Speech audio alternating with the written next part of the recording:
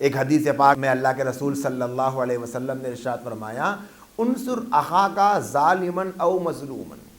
نبی فرماتے ہیں کہ اپنے بھائی کی مدد کرو چاہے وہ ظالم ہو یا مظلوم ہو۔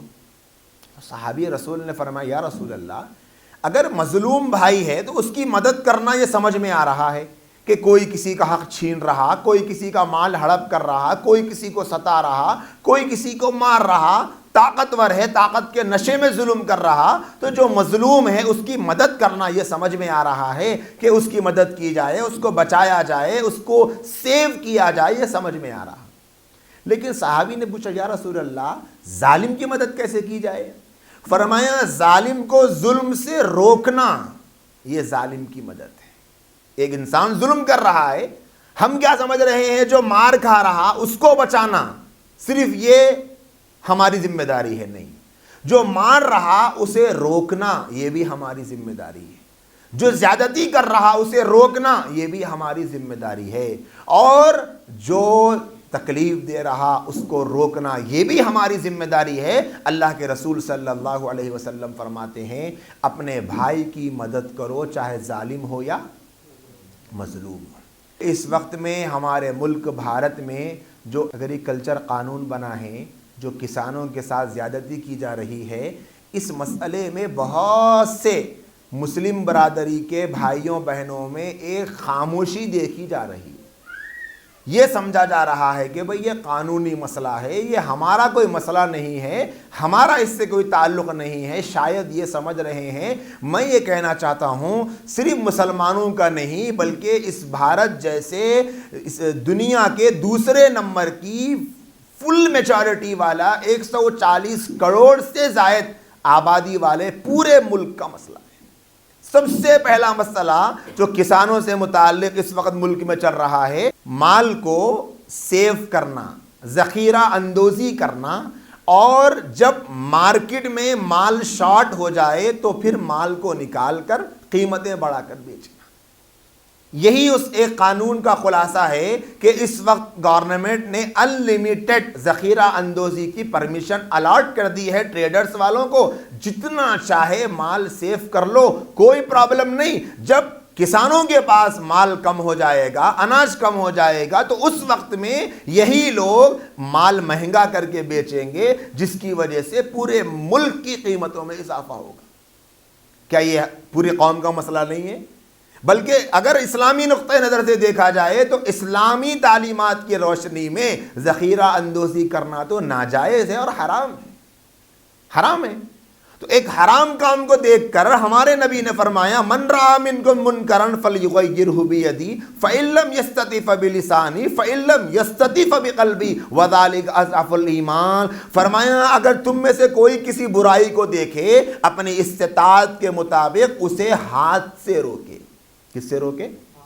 ہاتھ سے روکے۔ اپنے قابو کا مسئلہ ہے، روک سکتے ہیں تو روکے۔ ہاتھ سے روکنے کا مطلب ہاتھ سے ہی روکنا نہیں، اس برائی کو ختم کرنے کے لیے ہمارا جو اقتدار ہے، جو ہماری طاقت ہے، جو ہمارا پاور ہے، وہ استعمال کرو، کر کے اس برائی کو روکو۔ اور اگر ہاتھ سے روکنے کی طاقت نہیں ہے تو اگلا جو اسٹیپ نبی نے فرمایا، اگلا درجہ جو میرے آقا نے فرمایا وہ یہ ہے کہ اپنی زبان سے روکو، زبان سے بولو، اس کی قباحت کو، اس کی برائی کو بیان کرو۔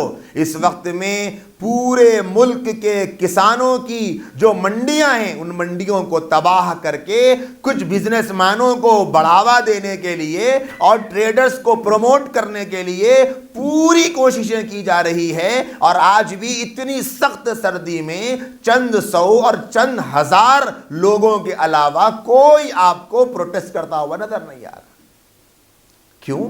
اس لیے کہ آج بھی وہی معاملہ ہے، ہر کوئی یہ سوچ رہا ہے کہ میرا مسئلہ نہیں ہے صاحب، میرا مسئلہ ہوتا تو میں کھڑا ہو جاتا۔ وکلا یہ سمجھ رہے اگر ہماری لائن کا مسئلہ ہوتا تو وکیل کھڑے ہوتے، جج یہ سمجھ رہا کہ ہماری لائن کا مسئلہ ہوتا تو ہم کھڑے ہوتے، پروفیسر یہ سمجھ رہے ہماری لائن کا مسئلہ ہوتا تو ہم کھڑے ہوتے، ہر کوئی یہ سمجھ رہا ہماری لائن کا مسئلہ ہوتا تو ہم کھڑے ہوتے۔ میرے دوستوں یہ پوری قوم کا مسئلہ ہے۔ اس وقت میں کسانوں کے ساتھ جو ظلم کیا جا رہا اس ظلم کو روکنے کی ذمہ داری ہم سب کے اوپر عائد ہوتی۔ ہم کیا کر سکتے ہیں؟ ہم ہاتھ سے تو نہیں روک پائیں گے، لیکن آج ہمارے پاس زبان سے بولنے کی طاقت ہے، زبان سے بولنے کی ہمت ہے، ہمارے پاس سوشل میڈیا کا پلیٹ فارم ہے۔ آج نیشنل میڈیا کچھ نہیں بتا رہا کہ کیا نقصانات اس کے ہونے والے ہیں۔ اگر آپ کو اطلاع ہے تو ممکن ہے ہوگی، یا نہیں ہے تو میں بتا دیتا ہوں آپ کی اطلاع کے لیے۔ صرف 5-6 مہینے کے اندر ایک چیز پر 500-600 کی قیمتوں کا اضافہ ہو گیا۔ جو چیز 6 مہینے پہلے 900 روپے میں ملتی تھی آج 1500 میں مل رہی ہے۔ جو چیز پہلے 100 روپے میں ملتی تھی آج 125 روپے میں مل رہی ہے۔ کہاں جا رہے ہیں ہم؟ اتنی خاموشی، وہ جتنی لوٹ مارنا ہے لوٹ مار رہے ہیں، اور ہم کیوں خاموش بیٹھے ہیں؟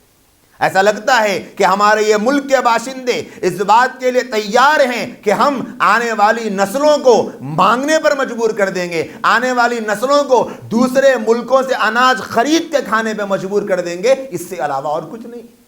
آج کتنی قیمتوں میں اضافہ ہو رہا۔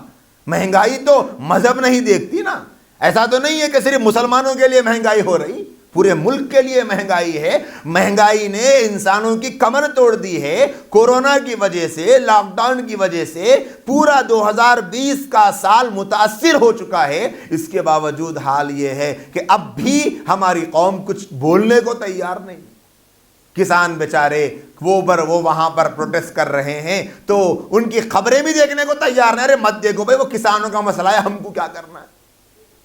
وہ کسان اپنے پیٹ کے لیے کم پورے ملک کا سوچ کر لڑائی لڑ رہے ہیں۔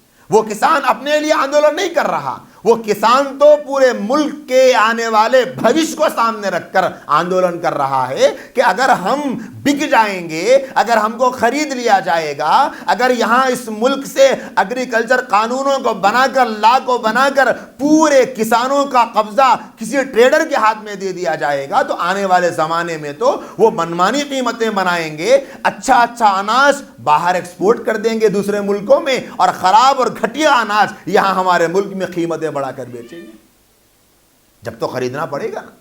اس وجہ سے اب وہ ظلم کر رہی ہے حکومت، تو ہماری ذمہ داری ہے کہ ہم اس ظلم میں ان کو روکنے کے لیے سوشل میڈیا ہمارے پاس بہت اچھا پلیٹ فارم ہے۔ ہم ٹویٹر کے ذریعے سے کسانوں کی حمایت کا، اور ہم سوشل میڈیا کے ذریعے سے ہر آدمی اپنے اپنے حلقے سے آواز اٹھائے، ہم ساتھ ہیں، ہم اس قانون کی مخالفت کرتے ہیں، ہمیں نہیں چاہیے یہ قانون، ہم کسان بھائیوں کی ہمت بنیں گے، ہم ان کی مدد کریں گے، ہم ان کے دست و بازو مضبوط کریں گے، ہم ان کو اسٹرانگ کریں گے۔ ایسی باتیں آنے کی ضرورت ہے۔ تو کیا ہوگا اگر وہ بل قانون واپس لے لیا گیا تو پھر اس ملک کی بھلائی ہے، اور ظالم کے ظلم کو روکنے میں اور مظلوم کی مدد کرنے میں ہمارا بھی کچھ کردار ہوگا، ہمارا بھی کردار ہوگا۔ کوئی بہن یہ نہ سمجھے یہ میرا مسئلہ نہیں ہے، آپ کا بھی چولہا مہنگائی کی بلندی پر پہنچے گا اگر آج ان قانونوں کو روکا نہیں گیا، اگر آج بہنوں نے حصہ نہیں لیا، بھائیوں نے حصہ نہیں لیا، جس نے اس پروٹیسٹ میں حصہ نہیں لیا اسے مہنگائی کا شکوہ کرنے کا کوئی حق نہیں، کوئی حق نہیں ہوگا، کیونکہ آج موقع ہے۔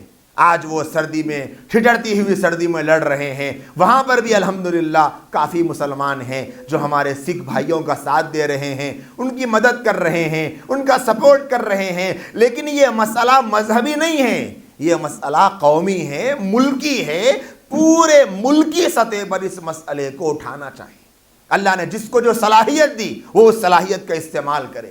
آپ کو لکھنا آتا ہے، آپ لکھیے اس مسئلے پر۔ آپ کو بولنا آتا ہے، آپ بولیے اس مسئلے پر۔ آپ کو انگلش میں لکھنا آتا ہے، آپ انگلش میں آپ کے مضامین کو لکھ کر اخباروں کے ذریعے سے شائع کیجئے، سوشل میڈیا کے ذریعے سے پبلش کیجئے۔ آپ اگر ویڈیو بنا سکتے ہیں تو ویڈیو بنا کر بتائیے کہ ہم اس گروپ کے، ہم اس طبقے کے، ہم اس فیلڈ کے، ہم تیار ہیں، ہم کسانوں کے ساتھ کھڑے ہوئے ہیں، ہم اس بل کو بالکل قبول نہیں کرتے، ہم مخالف ہیں اس بل کے، کیونکہ ہم اس ملک کو کسی دوسرے ملک کا غلام نہیں دیکھنا چاہتے۔ آپ کر سکتے ہیں، میں کر سکتا ہوں، موقع ہے ہم کو کرنے کا، لیکن وقت جانے کے بعد دوستوں کچھ نہیں کر سکتے۔ آج وقت ہے، آج ان کی آواز کمزور پڑنے سے پہلے ہمیں اپنی آواز کو اٹھانا ہے، ہم کو جو کر سکتے ہیں وہ کرنا ہے۔ آج بہت بڑا ظلم کیا جا رہا، وہ بیچارہ محنت کر کے، پورا سال محنت کر کر فصل کو پروان چڑھا کر جب وہ بیج کو نکالتا ہے، جب وہ اناج کو باہر لاتا ہے، جب وہ مارکیٹ میں بیچنے کے لیے آتا ہے تو اس سے تو کم قیمت میں خریدا جائے گا، پھر جب بیچا جائے گا تو مہنگی قیمتوں میں بیچا جائے گا۔ نقصان کس کا ہوگا؟ نقصان تو پبلک کا ہوگا، نقصان تو ہم جیسی عوام کا ہوگا۔ آج موقع ہے آواز اٹھانے کا، آج آواز نہیں اٹھائیں گے تو پھر جیسا آزادی سے پہلے انگریزوں کی غلامی میں یہ ملک جکڑا ہوا تھا، ایسا لگتا ہے اس سے زیادہ سخت غلامی ذہنی طور پر آج ہمارے ملک کو اپنے لپیٹ میں لے رہی ہے۔ لہذا دوستوں اللہ فرماتے ہیں واللہ علیم بالظالمین، اللہ ظالموں کو خوب جانتا ہے، چاہے وہ ظالم یہودی ہو، چاہے وہ ظالم عیسائی ہو، چاہے وہ ظالم برہمن ہو، کوئی بھی ہو، اللہ ہر ظالم کو جانتا ہے۔ ظلم کا بدلہ اللہ ضرور قیامت کا دن دے گا، لیکن دنیا میں بھی ہماری کچھ ذمہ داریاں بنتی ہے کہ انصر اخاک ظالما او مظلوما، آپ کا بھائی ظالم ہو تب بھی مدد کرو، مظلوم ہو تب بھی مدد کرو۔ ظالم کی مدد یہ ہے کہ اسے ظلم سے روکو، اور مظلوم کی مدد یہ ہے کہ اس کو بچاؤ ظلم کرنے والے کے ظلم سے۔